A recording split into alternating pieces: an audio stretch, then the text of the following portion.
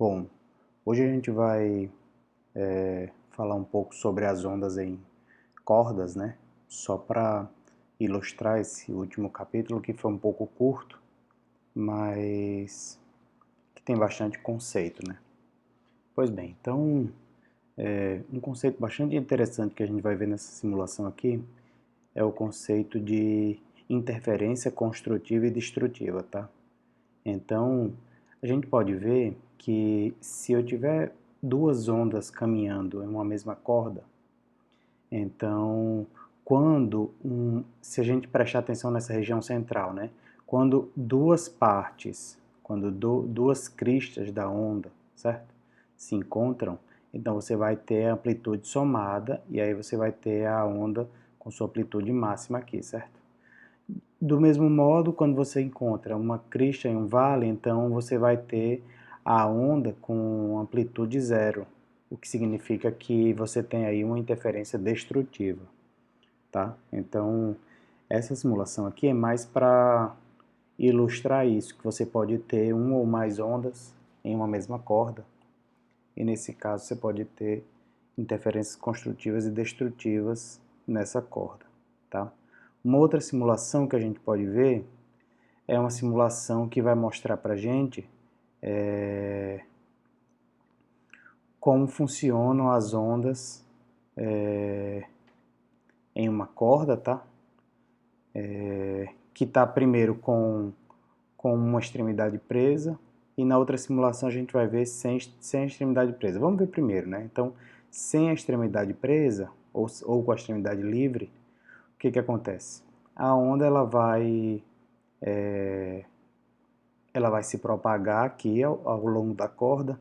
Note uma coisa bem interessante que eu falei nas aulas, que é as ondas, elas não transportam matéria, e sim energia. Então veja que essa bolinha aqui, por exemplo, verde, ela não caminha na corda, tá? Ela não sai do lugar, ela fica nesse mesmo ponto.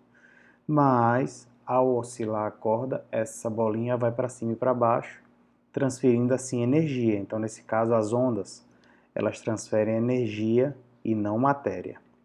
Voltando aqui, essa onda ela vai ficar se propagando aqui enquanto esse sistema oscilar, tá? Se eu der pulsos, certo?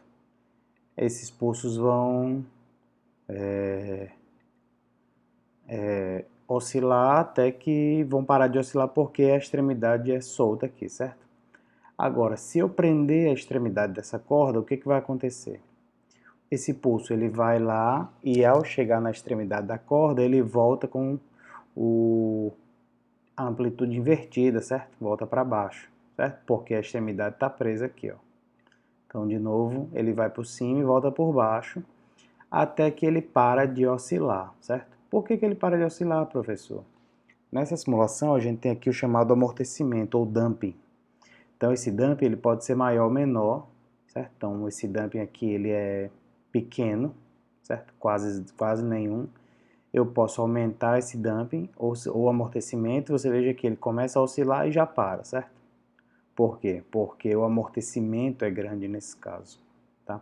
Então vamos deixar o amortecimento pequeno. Outras características que eu posso mudar também são a amplitude. Então se eu colocar uma amplitude maior, a onda ela vai se propagar por mais tempo, isso é natural.